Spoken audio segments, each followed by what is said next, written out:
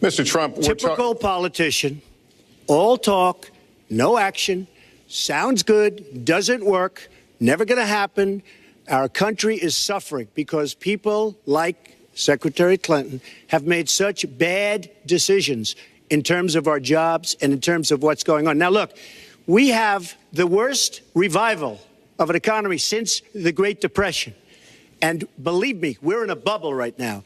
And the only thing that looks good is the stock market. But if you raise interest rates even a little bit, that's going to come crashing down. We are in a big, fat, ugly bubble.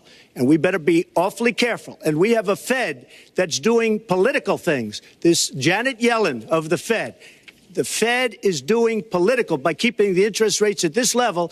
And believe me, the day Obama goes off and he leaves and he goes out to the golf course for the rest of his life to play golf, when they raise interest rates, you're going to see some very bad things happen because the Fed is not doing their job. This is the elephant in the room. The 900-pound gorilla. More than Social Security, abortion. This is the third rail. Well, maybe abortion is not a third rail, but it's still rough. Social Security is a third rail. This is worse than Social Security. We should have no more regulation than the health, safety, and security of the American people require. Every rule should meet that common sense test.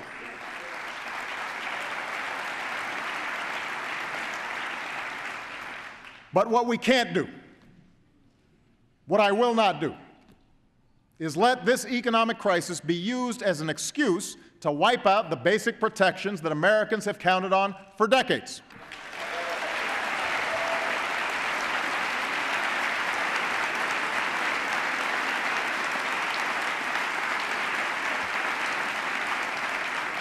I reject the idea that we need to ask people to choose between their jobs and their safety.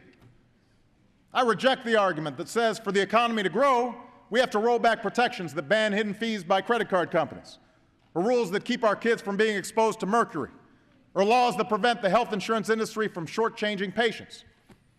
I reject the idea that we have to strip away collective bargaining rights to compete in a global economy.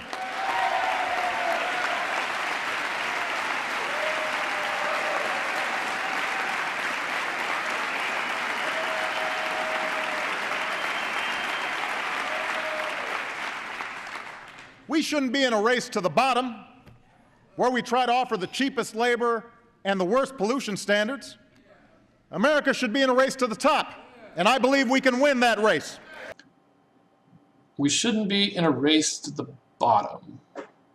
What does that mean? The Federal Reserve, beginning with Greenspan, has kept interest rates low. Republicans loved it until the crisis. Low regulation of Wall Street and cheap money from the Federal Reserve. Bush appointed Ben Bernanke, who considered himself to be part of the administration. Obama reappointed him. The Fed is supposed to be independent. Janet Yellen has kept the policies of Greenspan and Bernanke going. Break. To solve the crisis, Greenspan and then Bernanke did not take away the cheap money used by Wall Street to gamble. They doubled down on cheap money with quantitative easing, meaning more quantity and hoping bankers would take all liquid cash loans and be more responsible. And Senators Dodd and Frank added more rules and a lot more paperwork. The regulations are supposed to be making changes of addressing the problems that existed in 2008 or leading up to 2008. It's not doing that. The too big to fail has been the critical issue back then and now. And there's nothing in Dodd-Frank and any of the changes that they've made which actually addresses this issue. Are you optimistic going forward here? No. And this eased quantity of loan money would stimulate the casino economy. That's the last thing that gamblers and materialistic consumers high on sugar diets and short attention spans need is more stimulation. We're overdue for a nervous breakdown and coming down. We need sobriety, stability, a solid diet. What has Donald Trump said about this uber third rail topic? Let's talk about the economy, the U.S. stocks, and the 10-year. Also, what we heard from Donald Trump this morning, certainly influencing the markets a little bit. He had some big statements to make on U.S. debt. Take a listen. What do we do with all of the money that we owe everybody when rates go up and now all of a sudden we have to borrow at 2 points more, 1 point more even is devastating, but 2, 3, 4, 5 points more? It's a real dilemma, and we have to be very, very careful. And I am the king of debt. I do love debt. I love debt. I love playing with it. But, of course, now you're talking about something that's very, very fragile, and it has to be handled very, very carefully. What has Hillary Clinton said? Another example why you shouldn't be anywhere near the White House.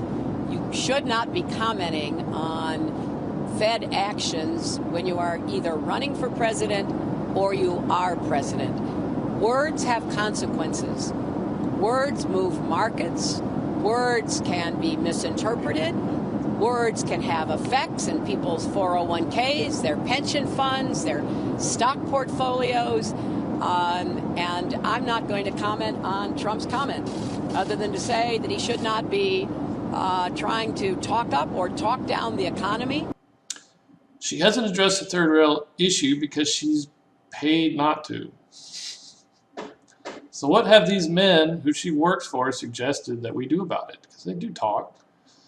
It was called for by none other than Larry Summers, who, was President Obama's top economic advisor early in his presidency, and who was even considered to be chairman of the Federal Reserve, and who was a former Treasury Secretary as well. So suddenly, the fact that Europe is doing something similar, and the fact that someone so prominent has proposed it in the U.S. has given the idea a new look. And tell us the reason behind this. It's to discourage tax evasion, other criminal activity, correct? There's 3 reasons. One is to discourage criminal activity. Who uses $100 bills in day-to-day life? A lot of it's maybe people who are doing things illegal, suitcases full of $100 bills. Another reason is tax evasion. Using cash is an easy way to avoid having to report all your taxes. And the third reason that this is gaining new currency is that Europe and Japan are trying to implement negative interest rates. So what's the big barrier to negative interest rates? It's the fact that if your bank told you they were going to charge you a negative 5% interest rate, you could just go take out all your money in cash. Well, if you get rid of cash, then there's nothing to stop the banking systems from implementing those negative rates. So is there any serious call to get rid of cash altogether? Yeah. So when global deflation takes hold, as it has, all interest rates fall, but the spread doesn't. So in order to maintain that spread, Swiss interest rates have got to turn negative. Now, the question is, how far can they? Well, there is an arbitrage that obviously one can get. I mean, for example, in the United States, if interest rates got very negative, what we would do is all get into currency in which it's a zero interest rate. I should say it's a zero loss in that place. But we would get into currency and stack it all up in, I would say, in a vault somewhere. The problem with that arbitrage, obviously, is there's a limited amount of currency you can hold. So that at some point, something is going to give. The initial sign is going to be a big pickup in the holding, for example, of U.S. currency, both here and abroad. So parenthetically, a very large part of currency, U.S. currency, is held outside the United States. But the point at issue is the only thing you can hedge against is the currency, and that's got a physical limit to it. So there's a downside limit to how far people are willing to pay to say, for example, get into Swiss securities. And that's when the markets begin to react quite differently. It hasn't happened yet, but it will. They're talking about taking away paper money and blaming it on paid terrorists and criminals. Like that's going to stop terrorism. They've talked about what they call helicopter money. It was Milton Friedman's idea, and Ben Bernanke said he would never do that, but now he's saying, well, maybe we should do it. And it's using the central bank's monopoly on money to just like throw money around. They've urged governments to fiscal stimulus, but they're talking about helicopter money because they say, well, governments, that looks bad. We don't really want it to be too public, so we'll just do something that's popular, like just give money out to people, or just give Congress a bunch of money that it hasn't even asked for in order to spend it on infrastructure or whatever, anything. That's a centralized planned economy, and I'm an American progressive, but I'm not a communist. Anyhow, what have the Democrats already done? They tax Americans abroad, which, yes, like we have debt, we need to pay taxes. But they've called people and companies moving out of the country unpatriotic. They've emotionalized the issue so that you don't really think about it. With more banks complying to FATCA, more Americans making the decision simply to turn their American passports in. 776 dropped their U.S. citizenship from July through September. That's far more than in the same period last year. And so far this year, 2,353 Americans have renounced their U.S. citizenship, which is on track to set a new record for the year. This has been controversial, as you know. U.S., the only OECD country to tax citizens no matter where they live, and some folks out there with dual citizenship certainly raising questions about this change. No reason closing loopholes cannot go in time, and not so much time, to what China has and what we could have called capital controls, where the Chinese have to sneak money out of the country via shadow banks. They launder it at Macau casinos. They take it through Hong Kong banks because they know the Chinese economy is in trouble. So the rich Chinese sneak their money out of the country, buy houses in Vancouver and San Francisco, New York, and Dallas. The super rich in China and the rest of the world can probably always find a way to get their money out. But everyone else could easily be what's called bailed in, meaning you have to keep the money in the bank like they already did to the Greeks in Cyprus. With bank deposits flowing out of Greece at a record pace amid doubts about its future in the euro, the government in Athens has closed banks, limited withdrawals, and halted transfers abroad. These restrictions, a last-ditch effort to keep euros in Greek banks, are called capital controls. Greek banks did not reopen on Monday, as the government imposed controls on capital for 1 week, it said. Ordinary people queuing up at cash machines blamed the Eurogroup for refusing to prolong emergency assistance for Greece. Prime Minister Tsipras on Sunday told the nation that Eurogroup decision has led to the European Central Bank curtailing the liquidity of the Greek banks, forcing the National Bank of Greece to suggest measures, including a bank holiday and the restriction of withdrawals. Although it was more than a decade ago, the 2002 debt crisis in Argentina remains a dark period in many memories. Deposits were frozen, withdrawals were limited to $250 per week. Compare that to today's limit in Greece. Rioting led to the declaration by President Fernando de la Rúa of emergency rule, his resignation, default on the public debt, and extended economic and political turmoil. I'm not trying to spook you. This is just like, come on. This stuff goes on. Right now, inflation of money is kept really low and slow, and it can be for a while. Why can inflation be put off indefinitely? Well, the Chinese currency, called the yuan, they're actually keeping it high. We've talked a lot about how they manipulate their currency to be cheaper, but right now they're doing it to keep it high. Buying their own currency creates demand for their own currency, and price is where demand meets supply. So the government creates demand to manipulate the price up in the hopes that more Chinese won't get scared that their money is losing its value and hide or fly their savings away.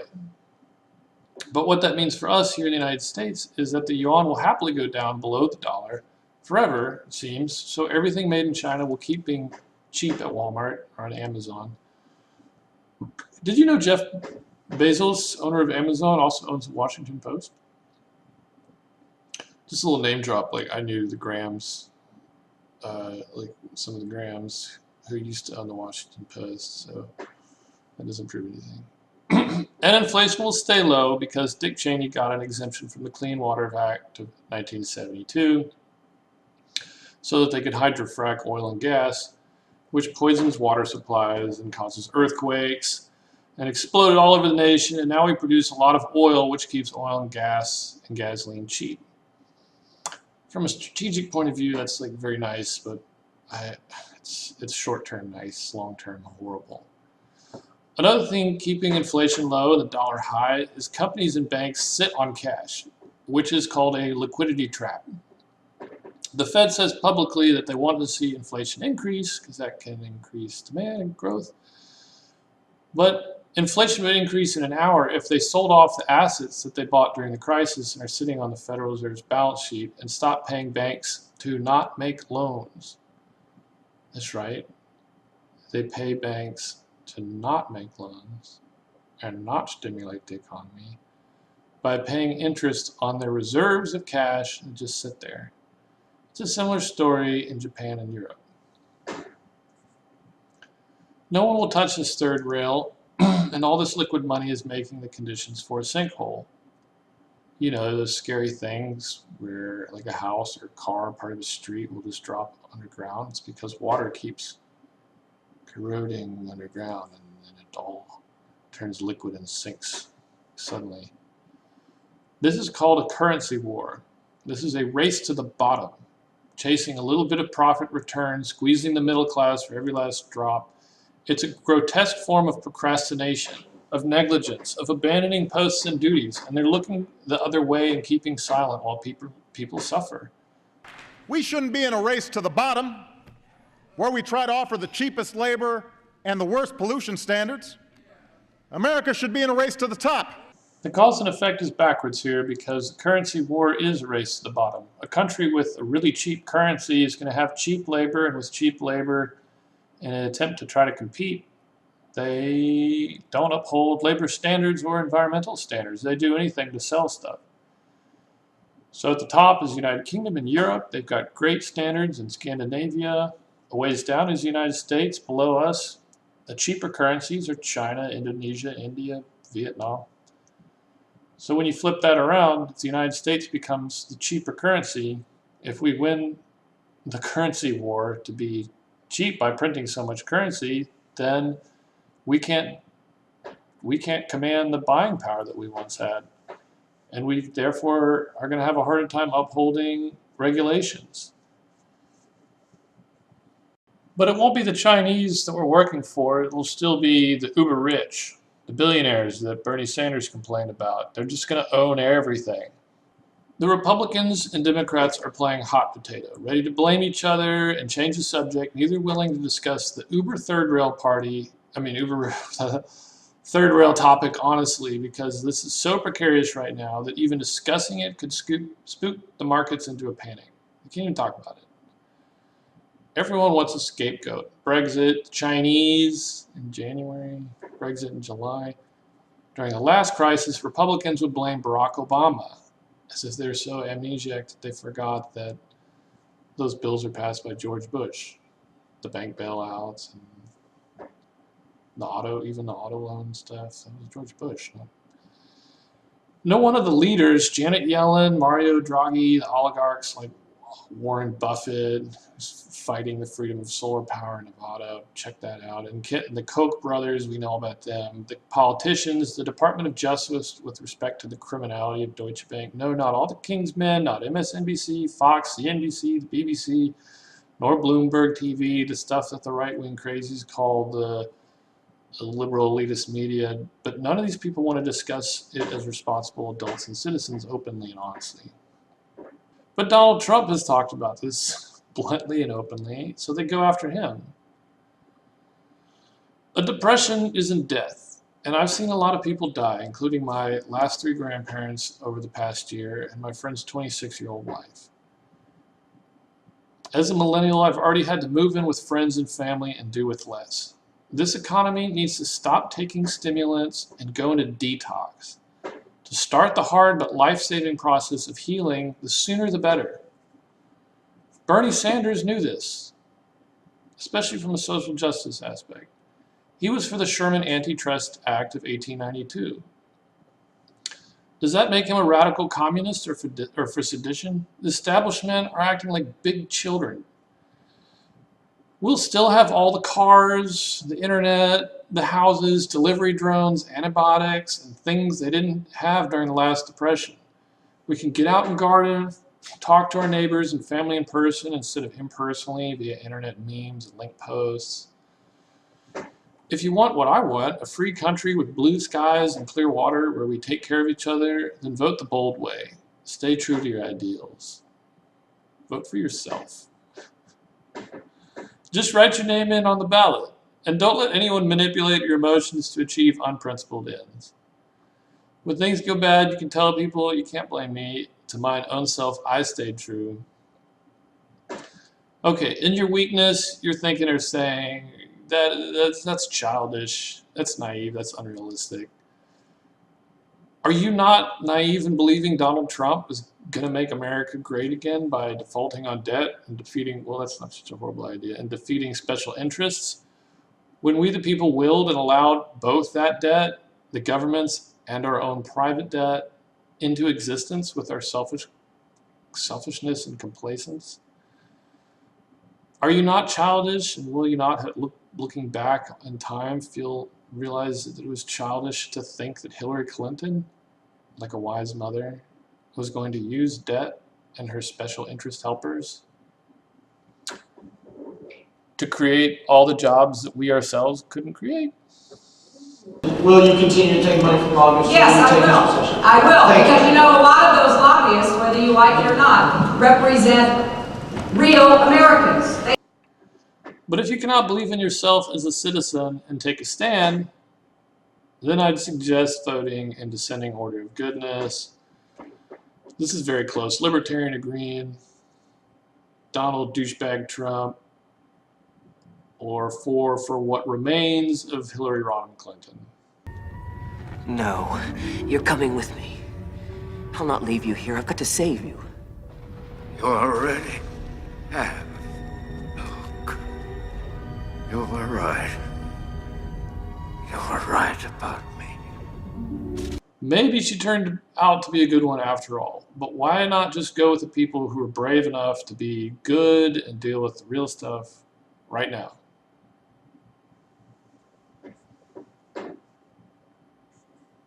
Why not? Try it. It's not going to hurt. He's rich. People like rich candidates. They think they can't be bought. He said he's not taking special interest money. There are a lot of people who like that. And he says he's going to take on the people who are selling out America or cutting bad trade deals. He's the father authority figure. Don't worry, I'm going to get you jobs. I'm going to protect you from all these immigrants, build a wall. So he assuaged people's anxieties who don't spend much time getting behind the screen of these politicians. Bernie, I think, is the real thing. He's scandal-proof, amazing. All these years, no scandals. He's gaffe-proof. I mean, even you, Larry, couldn't get him to produce a gaffe. He's very well disciplined, and look how far he's gone. He could have beat Hillary if there were open primaries and those rigged superdelegates, 25% of the total, weren't Hillary's cronies. And look how close he came. Is Hillary a disappointing candidate to you? Very much so. I think, well, first of all, she has the second highest unfavorability ratings nationally, second only to Donald Trump, and they both set records for recent decades for unfavorability ratings. Why is she unattractive to people? Her resume would say she's the most qualified person ever to run. I think she says one thing and does another. She sweet talks people on the campaign trail, but people know that she's been paid $5,000 a minute to give speeches to big bankers and other corporate conventions in closed-door session, where presumably she, as the Wall Street Journal reported, gushed to them and said things to them she didn't want to say publicly, which is why she's not releasing her transcripts. I got a hold of the Harry Walker Lecture Agency transcript, Larry, not the transcript, the contract for on behalf of Hillary, and right in the contract it says that the sponsor, namely, say, the banking conventions or the Goldman Sachs people, were required to pay a stenographer $1,000 for a stenographic record for the exclusive use of Hillary Clinton. So she's got it, and she keeps delaying, says you won't give it out unless everyone else does. Well, Bernie said, I don't give these speeches, so you don't have me to use an excuse. And certainly Trump doesn't give high-paid speeches in closed doors before business conventions. So that's why. And she's also a militarist. She overrode Secretary of State Gates' opposition to toppling the government, the dictatorship in Libya. Look at the chaos now. And she voted for the war in Iraq. She's never met a weapons system or a war she hasn't liked.